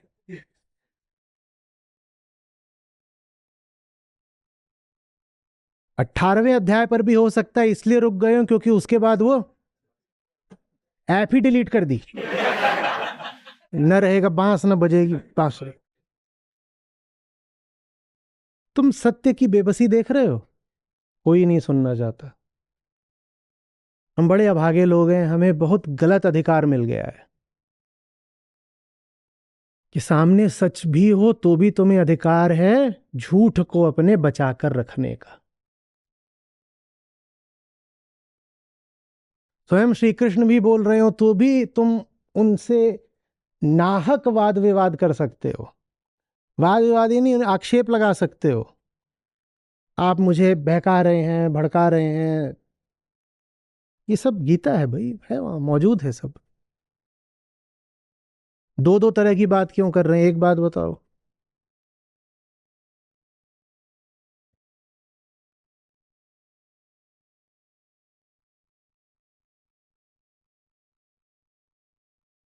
हम्म। और न जाने क्या होता अगर अर्जुन मारे गए होते। कोई यहां ना बैठ के सुन रहा होता गीता। सब कह रहे होते ये देखा, बहुत सुना था श्री कृष्ण को, मारा गया, हमें पहले ही शक था यही होना है। हम नहीं सुन रहे। फिर कह रहा हूं, सत्य बेचारे की बेबसी देखो। पहले तो कोई सुने ना, जो सुने वो भी एहसान जता जता के सुने कि हम तुम्हारी बात सुन रहे हैं तो तुम पर एहसान कर रहे हैं। और उसके बाद अगर संयोगवश कोई दुर्घटना हो जाए कि अर्जुन हार ही जाए युद्ध, तो सारा इल्जाम किस पर आए? कृष्ण पर आए। उसकी बेबसी देखो ना बेचारे की, सच की। क्यों? क्योंकि हमें सत्य को स्वीकार भी करना है तो आंशिक तरीके से, ये कहकर कि बुद्ध कह गए थे ना कि अपदीपो भव, तो अपनी बात भी तो रखनी है। मैं गीता कम्युनिटी से कहना चाहता हूं, ऐपदीपो भव। उसकी स्पेलिंग भी वही है। अपदीपो भव का मतलब ये नहीं होता कि अपने मत, अपने आग्रह, अपने पूर्वाग्रह सामने रखने हैं। अपनी बात नहीं रखनी है, स्वयं को प्रकाश बना लेना है। स्वयं को प्रकाश बना लेना है।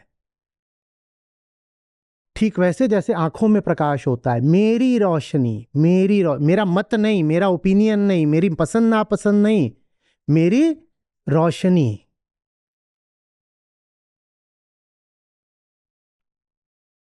बुद्ध प्रकाशित होने को बोल गए हैं, पूर्वाग्रह ग्रस्त होने को नहीं बोल गए। मान्यता और रूढ़ी पकड़ने को नहीं बोल गए।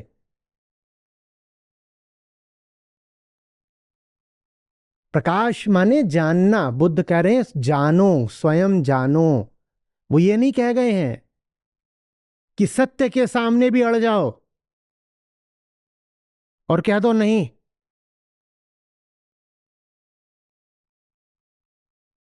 साझेदारी में काम होगा। ठीक है, आप सत्य हैं, आप बड़े आदमी हैं, तो भी 5% हमारा, 95% आपका, 5%। अरे 5% तुम्हारा क्या होता है?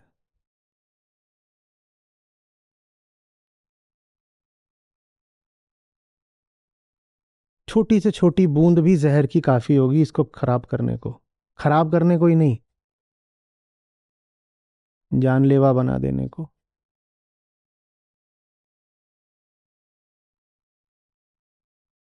हम्म।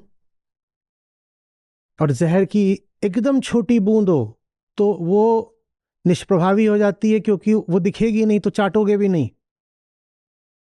लेकिन जब मिल जाए कुछ पात्र, पीले प्याला हो मतवाला, मिल गया है बहुत कुछ, उसमें तुमने अपनी धारणाओं की एक छोटी बूंद मिला दी, तो अब मरोगे। अब मरोगे। नचिकेता ने यही नहीं करा है, इसलिए नचिकेता आज सुने जा रहे हैं, पढ़े जा रहे हैं। उन्होंने खुद को हटाया, तो हटाना माने पूरा हटाया, पूरा।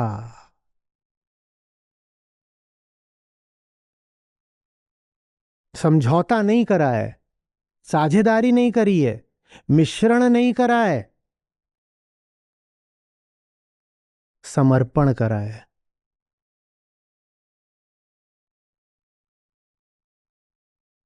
और गौर से देखिएगा, अपने आग्रहों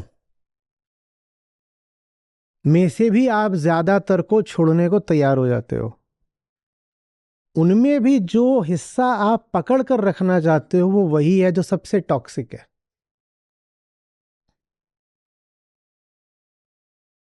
बाकी बातें तो जो अपेक्षितया कम हानिप्रद हैं उनको तो आप भी तैयार हो जाते हो छोड़ने को। विचित्र बात, जो कम हानिप्रद है उसको छोड़ने को तैयार हो, और जो सबसे जहरीली आपके भीतर चीज है आप उसको छोड़ने को तैयार नहीं होगे। क्यों? क्योंकि जो सबसे जहरीला है वो अहंकार के लिए सबसे प्राणदायी है।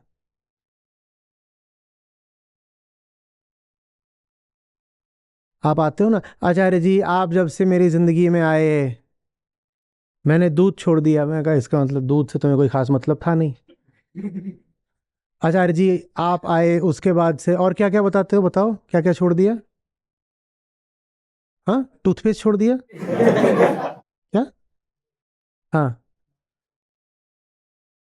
आमतौर पे यही होता है कि आचार्य जी आप महान हैं, आप जब से आए मैंने दूध छोड़ दिया।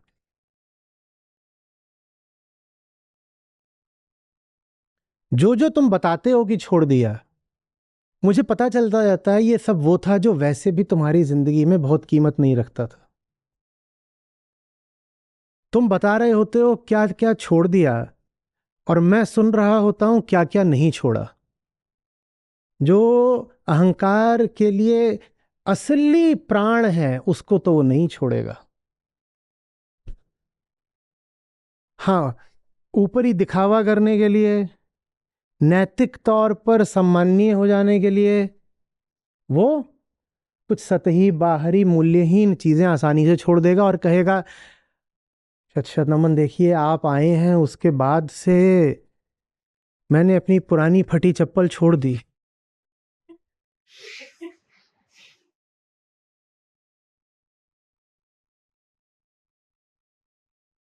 मत छोड़,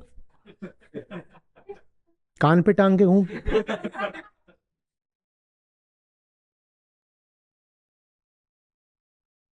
बड़ी भारी चीज छोड़ दी। आप अवलोकन लिखते हो तो उसमें बताते हो आपने क्या समझा, मैं उसको पढ़ता हूं कि आपने क्या नहीं समझा। मेरे लिए बहुत बढ़िया मनोरंजन रहता है जो मैंने सबसे तीखी बात बोली होती है वो किसी के अवलोकन में आती ही नहीं है, क्योंकि वही वो बात है जो आपके काम की है और उसको आप अपने दरवाजे से घुसने ही नहीं दोगे। एक मास एमनीसिया छाता है, जैसे किसी ने सुना ही ना हो, अगर सुना हो तो याद ना हो। हजारों की तादाद में लोग लिखते हैं कि आज क्या सुना, और हजार में से दो चार भी नहीं लिखते वो बात जो असली थी।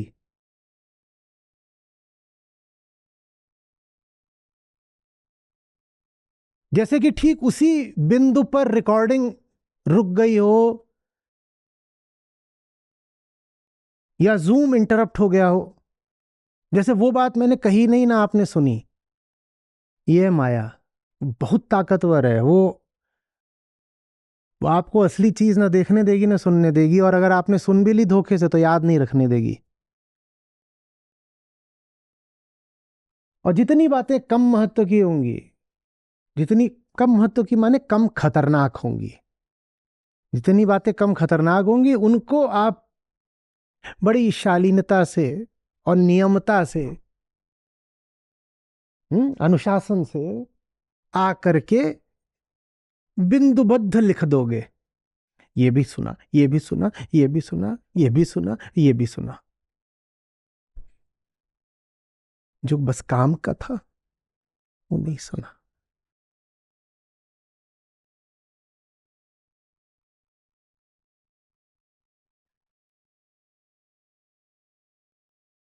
हम्म।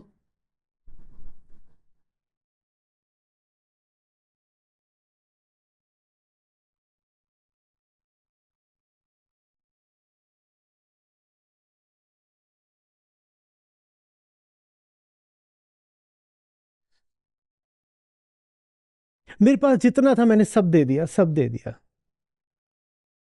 क्या क्या दे दिया? देखिए ना, मेरे पास जितना था मैंने सब दे दिया। देखिए, ये था मेरे पास, ये भी दे दिया, उतार दिया। और क्या था, ये यहां पर कुछ था वो भी उतार दिया। और ये जेब में था, इधर था, वॉलेट था वो भी दे दिया, इधर था, इधर मोबाइल था, सब अर्पण कर दिया, सब अर्पण कर दिया। ये सब वो है जो स्थूल है, बाहरी है, दिख रहा है, शरीर पर कपड़ा दिख रहा है,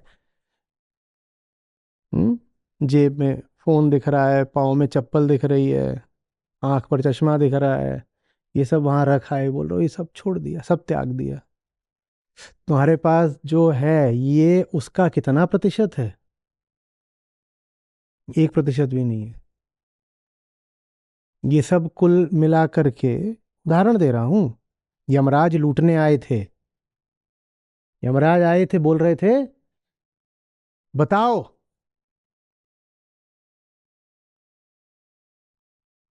क्या है तुम्हारे पास, क्या दे सकते हो? बोले महाराज जो कुछ है ले जाइए, सब ले जाइए। तो यमराज है, सब दे दिया, कपड़े लत्ते उतार दिए, चश्मा उतार दिया, कुछ चेन वेन थी उतार दी, पर्स, मोबाइल, ये वो सब। और जो तुम कुल इकट्ठा करे बैठे हो ये उसका कितना है? 1% भी नहीं है। जो असली चीज है वो सूक्ष्म है, वो शरीर पर धारण करी नहीं जाती। जो असली चीज है वो सूक्ष्म है। और कहोगे बिल्कुल हो सकता है पूरे नंगे खड़े हो जाओ, क्या तू देखा, प्यार में लुट गए, राहों पर खड़े हैं नंगे बिल्कुल। यमराज को सब अर्पित कर दिया। एक सूक्ष्म सी चीज है, 6 डिजिट का बैंक पासवर्ड, और 99.9% तुमने उसके माध्यम से बचा लिया है। ये जो तुमने कुल दिया है ये मिला करके हो सकता है ₹1,00,000 का भी ना हो। और उससे 100 गुना कहां रख के बैठे हो? बैंक में। लेकिन जो ऊपरी था, बाहरी बाहरी था, वो सब दे दिया, और जनता के सामने घूम रहे हो बिल्कुल दिगंबर बन के कि ये देखो हम जैसा दानी कौन होगा। मौत माने त्यागना, यही कहा था ना आचार्य ने। देखो सब त्याग दिया, कुछ नहीं छोड़ा, बाल भी मुड़वा के दे दिए उनको, ये भी ले जाओ, कुछ नहीं है हमारे पास अब, एकदम कुछ नहीं है, एकदम कुछ नहीं है सचमुच। जो छुपाए बैठे हो उसको अहंकार बोलते हैं। वो ऊपरी त्याग करने को तैयार रहता है, वो भीतर भीतर असली चीज को पकड़े रहता है, उसको कभी नहीं छोड़ेगा, कभी नहीं छोड़ेगा। 1 करोड़पति अरबपति को तुम कहीं अंधेरे में पकड़ लो, उसके पास खूब है ना, और उसके पीछे ऐसे तुम बंदूक या मूली या गाजर लगाकर बोलो कि जो कुछ है सब दे दे, उसके पास जो कुछ होगा तुरंत वो झट से सब कुछ दे देगा, क्योंकि उसने जो दिया है वो 1% भी नहीं है उसका जो उसके पास है। वो सहर्ष सब दे देगा, मजे में दे देगा।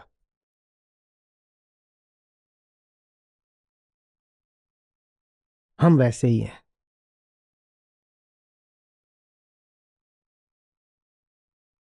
जो अहंकार के लिए प्राणदायी होता है उसको हम कभी नहीं छोड़ते, और ऊपर से दावा ये ठोकते हैं बाकी सब तो छोड़ दिया ना, बच्चे की जान लोगे क्या? 10 चीजें छोड़ दी, अब एक चीज हमारे लिए भी छोड़ दो। तुमने जो 10 चीजें छोड़ी थी वो कुल मिला करके ₹10 की थी, और जो एक चीज पकड़ के बैठे हो वो 1,00,000 की है। किसको धोखा दे रहे हो? तुमने छोड़ी होंगी 10 चीजें, big by volume not by value. 10 हैं, गिनती में 10 हैं, पर उनके मूल्य में कुछ नहीं है। और जो एक चीज पकड़े हो वो है small by volume but big by value. वो एक ही चीज है पर 1 करोड़ की है, वो तुम पकड़ के बैठे हो।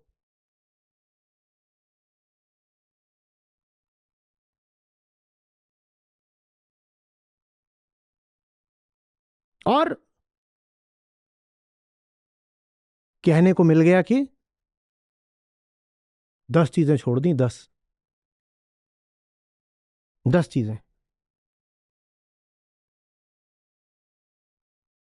अभी हुआ एक का, ये तो आप जानते ही हर बार कि कुछ लोग होते हैं जो दीपोत्सव वगैरह होता है यहाँ बुलाते हैं तो फॉर्म भर देते हैं और फॉर्म भरने के बाद आते नहीं है। तो ये भी आपको पता ही है कि अब नियम हो गया है कि जिसने फॉर्म भर दिया आने का फिर नहीं आया, उसको आगे आने से रोक दिया जाएगा। तो ये पहले भी बोला था रोक दिया जाएगा। तो एक देवी जी, अब बड़ा करुण संदेश आया, प्रार्थना कर रही हैं। बोल रही देखिए मैंने कहा तो था कि आऊंगी, पर इस बार मैं नहीं आ पा रही तो बहुत खास कारण से है। क्या खास कारण है? बोल रही हर बार दिवाली पर हम मिठाइयाँ बाजार से खरीद लेते थे, अब आचार्य जी के कहे अनुसार मैं वीगन हो गई हूँ और मेरे शहर में बिना दूध की मिठाइयाँ आसानी से मिलती नहीं है। वो दूध नहीं भी डालते तो घी डाल देते हैं उसमें। तो अब मैं दिवाली से पहले 1 हफ्ता लगाकर दिन रात घर पर मिठाइयाँ बना रही हूँ, तो इस कारण मैं दीपोत्सव में नहीं आ पाऊंगी। अब समझो कि इन्होंने कुछ अपनी ओर से त्यागा, पर क्या पकड़ कर रखा? इन्होंने त्यागा क्या, पर पकड़ कर क्या रखा? लोक धर्म। क्या लोक धर्म? कि दिवाली माने मिठाई है, तो मिठाई तो चाहिए ही चाहिए। हाँ, आचार्य जी ने बोल दिया कि दूध की नहीं, तो मैं नारियल के दूध की बनाऊंगी, पर बनाऊंगी जरूर। और पहले तो फिर भी था कि बाजार जा करके पैसे फेंक के ले आए, अब हफ्ते भर बैठ करके कुल क्या कर रही हूं? नारियल का दूध उबाल रहे हैं और मथ रहे हैं। पहले जो काम 7 मिनट में हो जाता था, अब 7 दिन से चल रहा है, और इस हद तक चल रहा है, कह रहे हैं कि अब दीपोत्सव में नहीं आऊंगी क्योंकि आचार्य जी की शिष्य हूं। उन्हीं के कहने पे मैंने सब छोड़ दिया, सब छोड़ दिया। अभी काजू कतली बनानी शेष है, और ये वो 8 तरीके की बनानी है, क्योंकि दिवाली का अर्थ ही होता है सुक्रोस।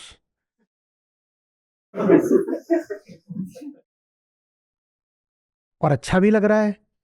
उसके बाद उन्होंने जितने तरह की परात भर भर के मिठाइयां बनाई थी, जब लोगों ने जो यहाँ आए थे गीता दीपोत्सव में, जब उन्होंने अपनी फोटो डालनी शुरू करी कि हमारी दिवाली खास है, हमारी दिवाली खास है, तो वहां से उन्होंने अपने परात बढ़ाने शुरू करे।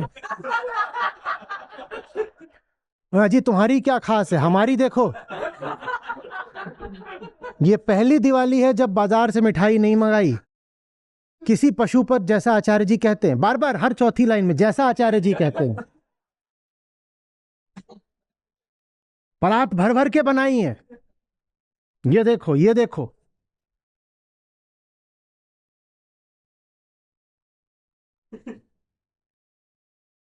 ये गुड़ के गुलाब जामुन है।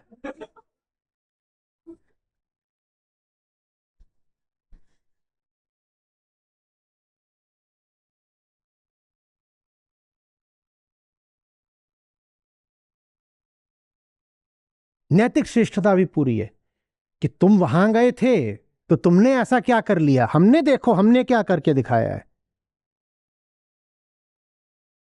हमने गुड़ का गुलाब जामुन बना दिया।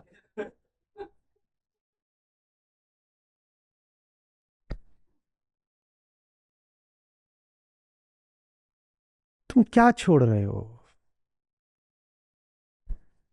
किसको धोखा दे रहे हो?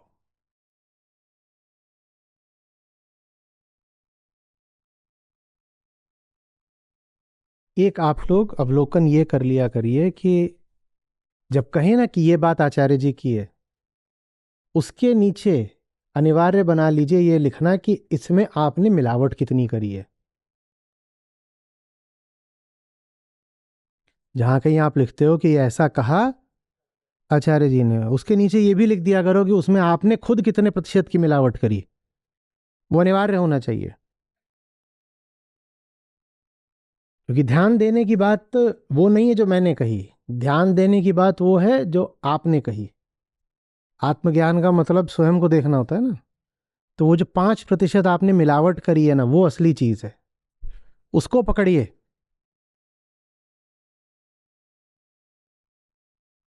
हेलो जय जी।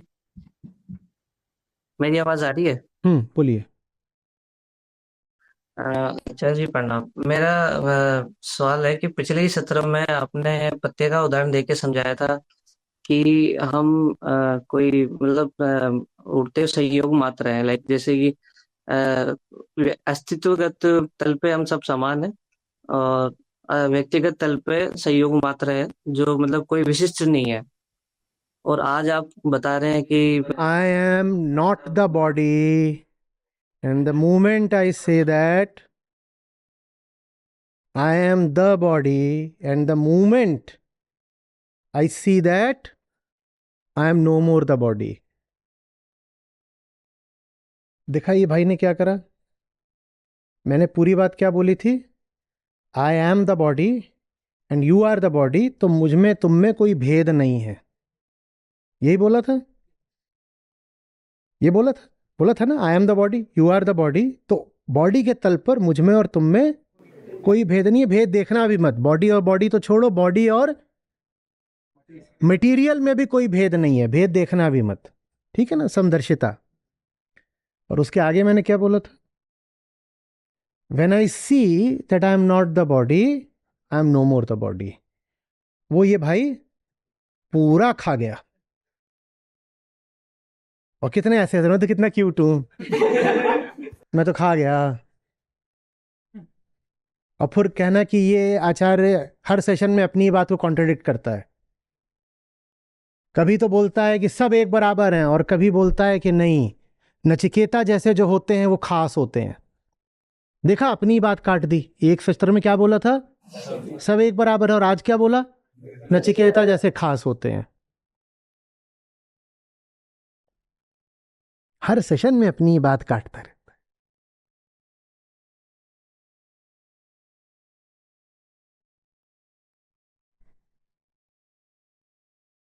सब एक बराबर होते हैं, पर कुछ चुनते हैं खुद को देखना, और कुछ चुनते हैं खुद को, वहां पर भेद आ जाता है। इसलिए मैंने कहा था कि बहुत बड़ी भूल है वहां भेद देखना जहां भेद नहीं है, और बराबर की भूल है वहां भेद न देखना जहां भेद है।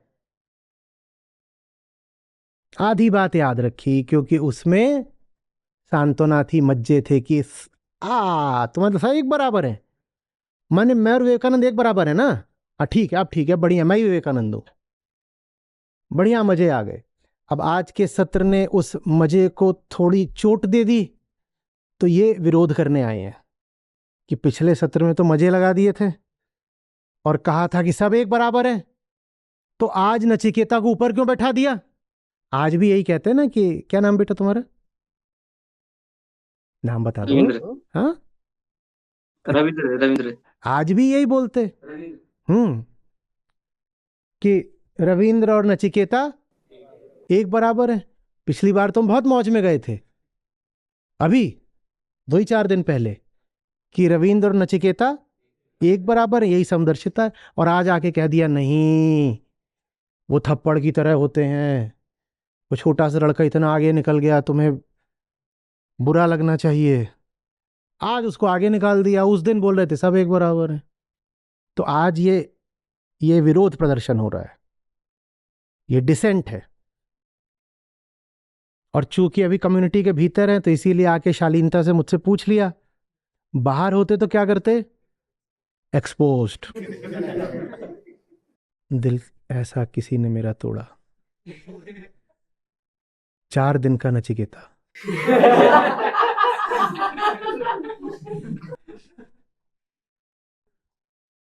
हम्म।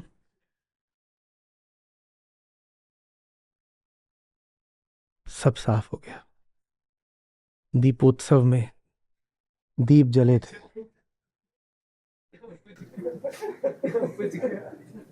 सब बुझ गया। 4 दिन से घूम रहे थे, मैं ही कृष्ण हूं,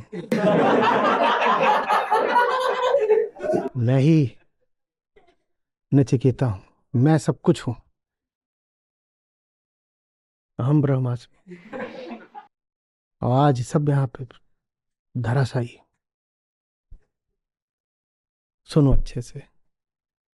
शरीर के तल पर भी तुम में और नचिकेता में कोई अंतर नहीं, और संभावना के तल पर भी तुम में और नचिकेता में कोई अंतर नहीं। अच्छे से सुनो कान खोल के। और शरीर और संभावना के बीच जो है वहां अंतर ही अंतर है। शरीर से भी तुम और नचिकेता बिल्कुल एक हो, और संभावना से भी तुम और नचिकेता बिल्कुल एक हो। और शरीर और संभावना के बीच में जो आता है उसको कहते हैं चुनाव। स्थूल शरीर और आत्मा के बीच में जो आता है उसको कहते हैं सूक्ष्म शरीर या मन। वहां होते हैं चुनाव, संकल्प, विकल्प। वहां तुम में और नचिकेता में जमीन आसमान का अंतर है, क्योंकि उसने कुछ और चुना है, तुमने कुछ और चुना है। समानता देह में है बिल्कुल, नचिकेता भी मिट्टी, तुम भी मिट्टी। समानता आत्यंतिकता में है बिल्कुल, नचिकेता भी आत्मा, तुम भी आत्मा। सब एक बराबर हो, दोनों छोरों पर दोनों एक बराबर हो। दोनों छोरों के बीच में जो है उसे बोलते हैं चुनाव।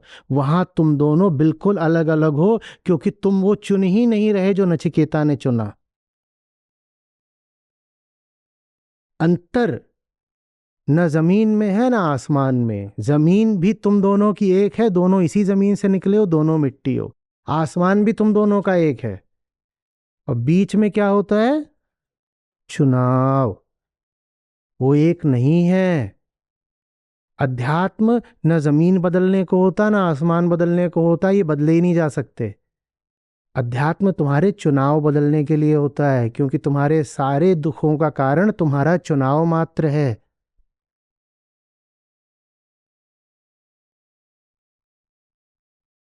तो क्या तुम और नचिकेता एक समान हो? बिल्कुल हो। जब जमीन की बात चलेगी हम कहेंगे तुम में और बुद्ध में और नचिकेता में कोई अंतर। जब आत्मा की भी बात होगी तो हम कहेंगे तुम में और नचिकेता में और बुद्ध में कोई अंतर। लेकिन जब जिंदगी की बात होगी, जिंदगी माने, तो हम कहेंगे तुम में और नचिकेता में जमीन आसमान का अंतर है। वो बाप के घर को लात मार के मौत के घर चले गए थे, तुम जाओगे? बस ये अंतर है। बोलिए। ये समझ है या सदमा है? सदमा ही है अभी तो। हम्म। तो पिछला जो मेरा जीवन गया है तो उसके हिसाब से तो ये मन में ये सवाल आ रहा है कि अभी हम दोनों अलग अलग थे। नचिकेता और मैं दोनों अलग हैं, क्योंकि मेरे को वो परिवेश नहीं मिला जिसमें वो चुनाव कर सको जो नचिकेता कर। अरे रे बेचारा, रुमाल नहीं तौलिया दो। अरे रे रे रे रे, बेचारे को वो परिवेश ही नहीं मिला। लेकिन आपने आज हमें एक जगह मतलब ला दिया है कि भाई समानता है, आप चुनाव कर सकते हो, आप चुनाव करना चाहिए। आधे घंटे तक मैंने बताया था कि क्या बहाने बनाओगे तुम नचिकेता जैसों से दूर रहने के। मुझे परिवेश नहीं मिला, मुझे सही बाप नहीं मिला, मुझे सही माँ नहीं मिली। सही माँ मिली तो मुझे सही सौतेली माँ नहीं मिली। मुझे उड़द की दाल नहीं मिली, मुझे काला खट्टा नहीं मिला।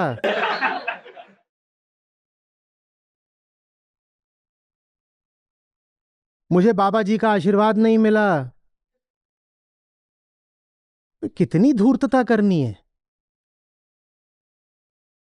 तो नचिकेता को ये सब मिला था, इसलिए नचिकेता सही चुनाव कर पाए। मैं बेचारा, मुझे मिला ही नहीं। इतना मैंने बोला था, वो जा रहा था सड़क पर, बुढ़िया के बाल बेच रहा था, अरे मुझे भी दिलवा दो, मुझे भी दिलवा दो। बाप ने थप्पड़ मारा, बोले कल ही तू काला खट्टा चाट के आया है, आज ये गुलाबी मीठा चाटेगा। इसीलिए तो मैं रह गया, नहीं तो नचिकेता इन वेटिंग मैं ही हूं। मुझे परिवेश नहीं मिला।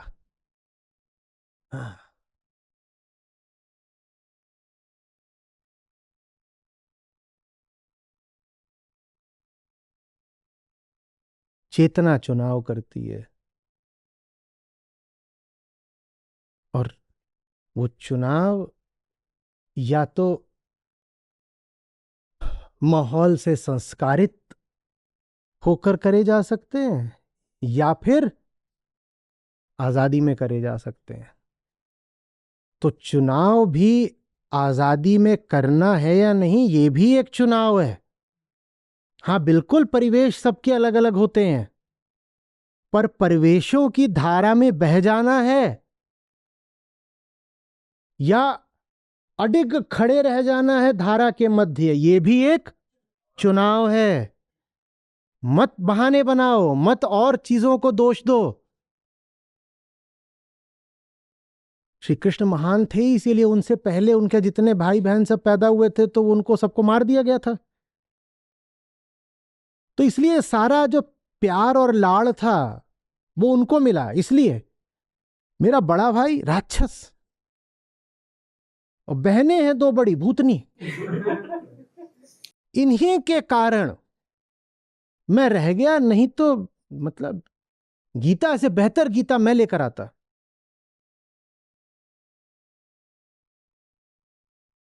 कितने बहाने बनाओगे, किससे झूठ बोलोगे?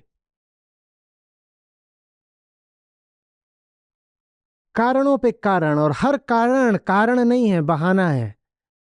क्योंकि जब कार्य कारण की धारा से ही बाहर जाना है, तो कारण का बहाना क्यों बनाना है?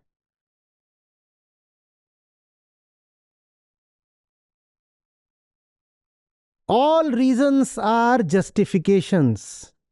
जब भी बोलते हो ना फलानी चीज का एक कारण है, वो कारण नहीं है, वो रीजन नहीं है, वो रेशनलाइजेशन है। जब तुम किसी चीज का रीजन बता रहे होते हो, वो रीजन नहीं होता, वो रेशनलाइजेशन होता है। एट द साइकोलॉजिकल लेवल बाहर तो कारण होते हैं। पुल गिर गया, क्यों गिर गया? क्योंकि लोहे में जंग लगा था, ये ठीक है, ये वैलिड है। पर जब भीतरी जगत की बात आती है, तो यहां रीजंस नहीं होते, यहां यहां रेशनलाइजेशंस होते हैं।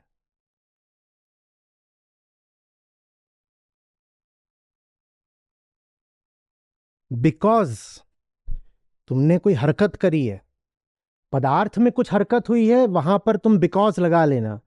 पर तुमने कोई हरकत करी है और तुम वहां पर रीजन कोट कर रहे हो, बिकॉज लिख रहे हो, कारण बता रहे हो, तो थोड़ा ठिठक जाना। असली कारण तो यही है कि तुमने चुना,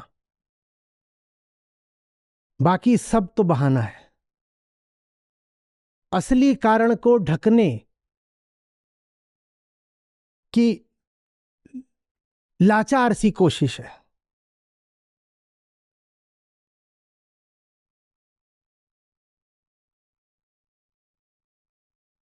टायर फ्लैट हो गया क्योंकि सड़क पर कील थी, ये बात ठीक है।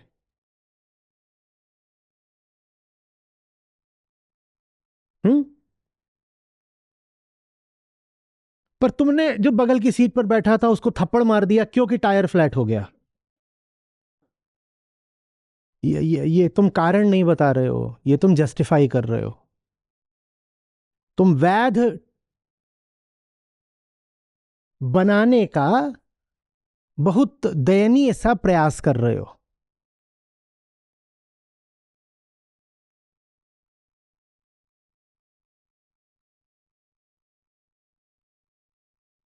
तुम टायर नहीं हो, तुम वो हो जो कार्य कारण की धारा में चैन नहीं पाने वाला। आत्मा अनकॉज्ड है, तो तुम्हें भी कॉजेलिटी से बाहर जाना पड़ेगा। जो कार्य कारण की धारा में है वो अकृत में कैसे पहुंचेगा? सत्य को कहते हैं अकृत। जो किसी का कार्य नहीं है उसे सत्य कहते हैं। उसे अकर्ता भी कहते हैं, अकृत भी और अकर्ता भी। तो यानी कार्य कारण दोनों से वो मुक्त है। और तुम हमेशा यही बताते रहते हो, ऐसा इसलिए है, ऐसा उस लिए है, ऐसा उस लिए है। तो तुम ऐसा वैसा इसलिए उस लिए, ये वजह, ये कारण, ये बहाना, तुम इसी में फंसे रह जाओगे। इसका कभी तुम उल्लंघन नहीं कर पाओगे।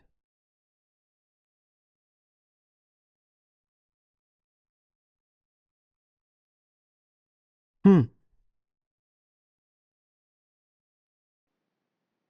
देखना रहता है।